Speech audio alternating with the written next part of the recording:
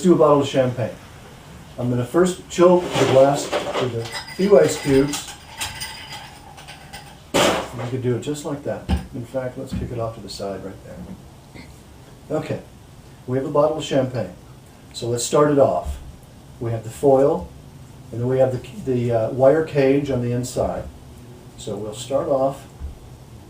You see this little thing right there? That starts the foil coming off much easier that way. You're going to work with a variety of different bottles of champagne. They're going to be stocked at the establishment. Some of these are easier than others to get off, so you got to really pay attention to make sure. Otherwise, you're going to have to get a knife and mess with the outside. It looks kind of funky that way.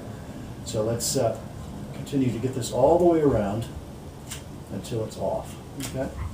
Now this usually can come off like this, but if it's too tight, you see, it's kind of getting loosey like that. That's fine, because then it usually pops off just like that.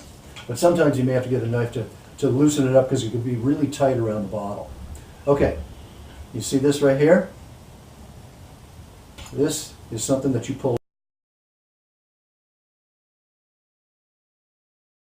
out. This is the beginning of removing the wire cage around the cork. Here, here. Put it on the side.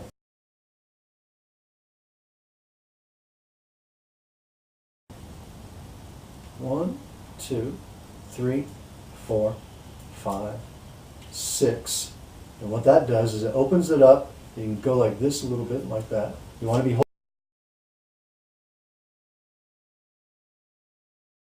holding the cork at the same time, because you don't know if somebody else has held this bottle and had a little bit of movement or activity on it, and it could be combustible on top. You just want to make sure. There's a lot of pressure in champagne. You just loosen it up, and then it comes off just like this. You keep that right there. Now, it's right. You want to hold it here. You want to hold the cork like this, and either hold the bottle like this or like this, depending on the size of hand you have. This is probably much more comfortable, much more firm. And then you just unscrew the cork from the bottle itself. There, and it just pops off like that. Okay? That's perfect. Now, for the pouring, it's nice to have it at an angle. A lot of carbonation, a lot of pressure.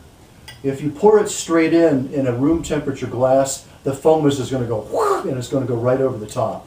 So you want to have a nice angle at it.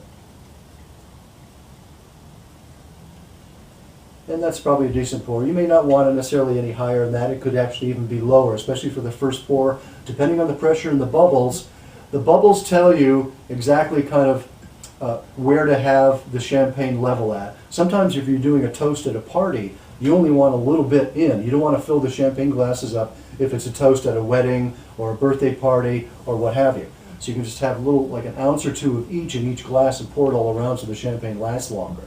But that's about the right pour that you want to have.